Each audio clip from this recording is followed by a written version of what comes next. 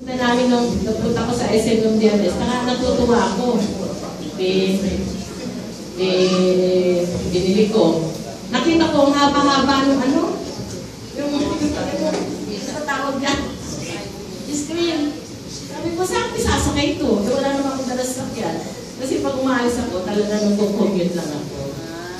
Nag-commute, nagtataxi. Kasi ayaw ko na abala yung driver ko. Tapos sabi ko, tapos pagbaba ko, ang lakas pa ng ulan. Pagpasok ko sa SM, walang ulan.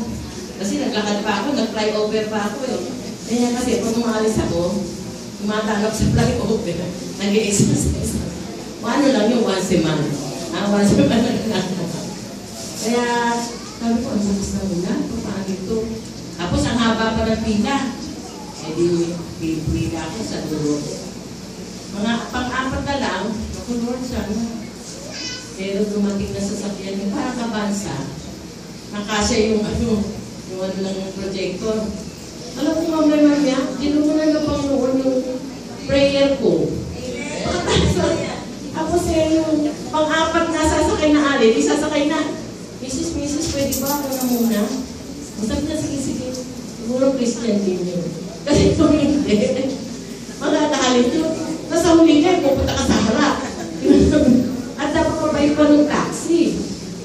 Sabi niya, talagang tinanong niya sana ko. Sabi ko, dyan sa Mindanao. Ayoko. Sige na. Sabi ko, bibigyan na lang kita na.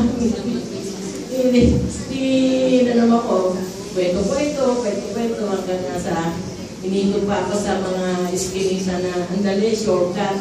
Kasi traffic na rin, di ba? Kaya nakarating ako dito na on time. Kaya sabi ko nga, napakabuti ng Panginoon. No? Lahat ng gagawin natin, sabi nga, kaya lagi yung sa bananakat na all things work together for good to those who love God. So, at ito ay gagawa niya ng paraan. No, kung pamamaraan natin ay pamamaraan ng Panginoon Diyos, ito ay ibibigay na sa atin. Tutugunan niya tayo. Kaya ngayon, ihanda natin ang ating mga sarili sa ating pagbibigay. Alam natin kung ano ang nasa puso natin, tiyak na sasagutin tayo ng Panginoon ngayon. Okay? Tawagin natin ang ating mga sarili.